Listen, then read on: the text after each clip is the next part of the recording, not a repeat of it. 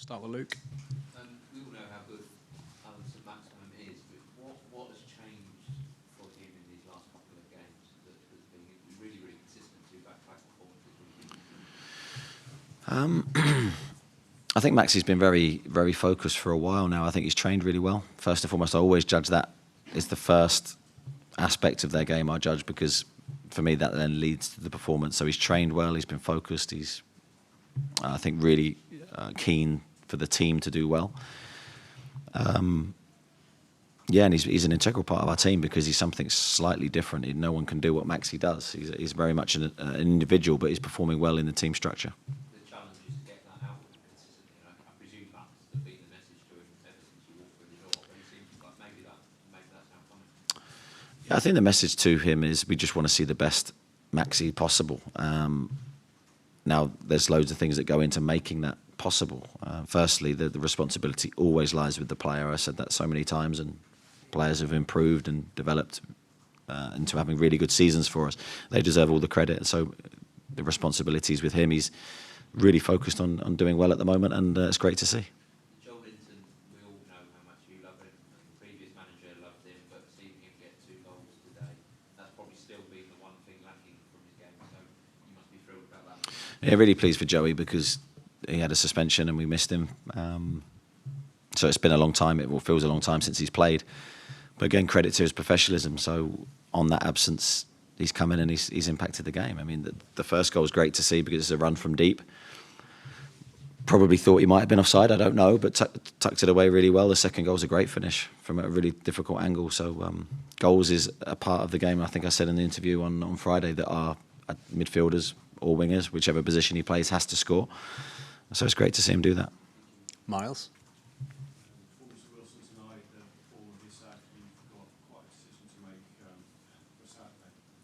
Yeah, I think I'll leave that one for another day because I don't think I'll burn any energy doing that tonight. But they're the problems you want to have, and I think it's it's a great situation to be in for me. I've been in other situations where you might not have been a player to fill the role. Now I've got 2 outstanding players, and I'll try and make the right call for the next game.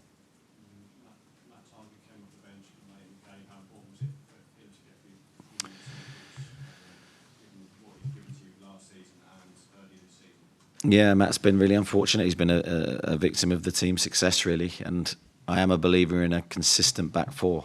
That is an area of the team that I would not want to rotate too much, if possible. So all of the defenders that have found themselves out the team have been victim to the consistency of the players that have played, and our defensive record's been very strong. I don't think we were our very best defensively tonight, but it was great to see Matt on the pitch, and yeah, he's very much valued by us. Jordan?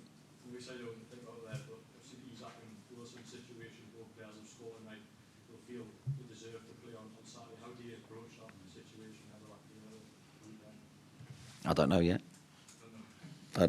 I think we'll look at the opposition, as we always do, and try and pick the best team to win the game. Just how pleasing is that you've got 2 strikers scoring goals, but not many teams in the Premier League have that at this point at the moment. Yeah, well, you need goals, and it's something that we, I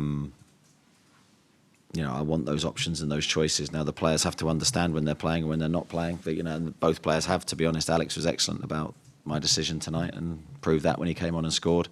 Callum, roles reversed, didn't start against Manchester United. Alex played really well. Callum comes on and scores, and it's that competition that hopefully will drive both players on to give more. Where were you being based? In London, like for 4 months, any help from potential teams in London during grounds, etc.? Possibly. George? Yeah, just on that subject of the front players in particular, is football becoming more of a sort of 60-minute game for those players because of the number of substitutions you can make and because of the intensity of play, which in some ways does that make your job easy because those players are almost guaranteed? Yes, I think to a point. I would never say to a player, you're going to play 60 minutes and you're a 60-minute player. I don't think that's healthy for their brains. But certainly, as I said, the way the game's going, with the way that we want to play, I don't think that's a bad thing for me in a game to make that change at that time. I think it gives the player coming onto the pitch long enough to get into the game. But I think it all depends on the game, the situation, and what players you have. So, as I've said many times, Callum and Alex can play together as well, so it's not just a case of one or the other. I do see a time and a place where they'll be on the pitch at the same time. Scott, to finish. I know you don't really want to talk about Europe, you don't want too far ahead, so I'm going to ask you something about both. But you did say this block of 3 away games, you know, because of the fact you're staying away and everything, it's almost like a standalone block. Brentford obviously have been going well, Villa have been going superbly. If you can get to the end of those 3 games and still be in the top 4, would you feel that that would then leave you in a really good position to tackle what is then really the last block of the season? No, it's difficult for me to sort of look at it like that. I think now we're looking at Brentford. And Aston Villa will be a totally unique challenge, a really tough one, because as you say, they're doing brilliantly at the moment. But Brentford's going to be hard enough, so I don't think we look at it as block of games or a group of games. I'm saying that to you in the media yesterday about 3 away games is quite unique and it's a different thing, but it doesn't really change how we prepare for each one. Do you think that the Brentford will be markedly different at this, in that you would imagine the mood in the stadium will be different, the way they set up will be different, they're in a very different position to what West Ham are in? Yeah, I do, because we felt here if we could get the first goal, it could help us naturally with the crowd and the difficult situation West Ham are in. Brentford are in a totally different position. The feel of the stadium will be different. The reaction to the crowd will be different. We have to be prepared. Their style of play is very strong. So, yeah, it's a totally unique test.